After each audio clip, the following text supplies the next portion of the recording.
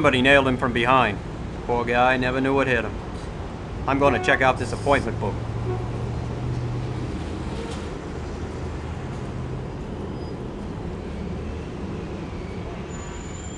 We found his wallet, credit cards, but a funny thing, some of his papers were missing. I mean, who would go into a sales call unprepared? Well, you didn't know Bob the way I did. I was always trying to get him to use a technique that we have for questioning, so he could remain strategically aligned with the buyer. It's just that... I know. I've seen this kind of thing before. He probably thought he could skip that part of the sales process. How did you know? I mean, we've only just begun to use these techniques.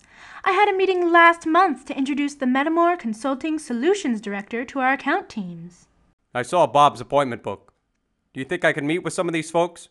You know, get an idea what Bob was trying to sell these Acme people?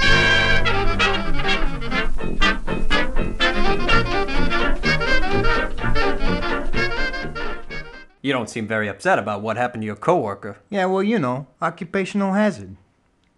His sales manager said something about a meeting you had a couple weeks ago. Look, I already told you.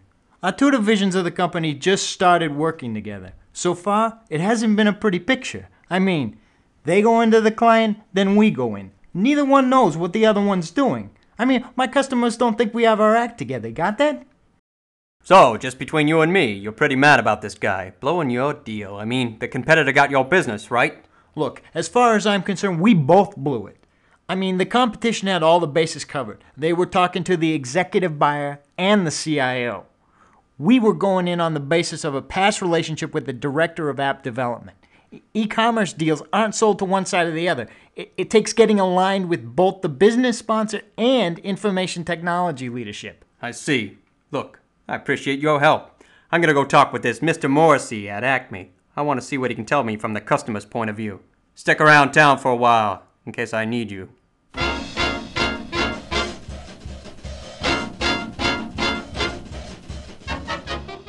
So you see, Detective, Acme's board of directors has been mulling what to do about our approach to providing online ordering over the internet for at least 6 months.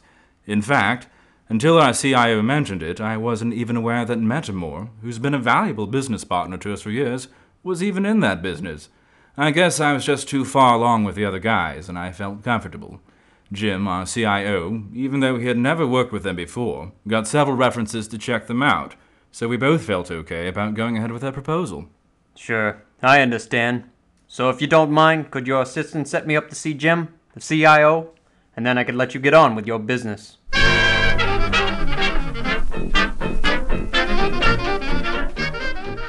So, Jim, let me see if I got the chronology here.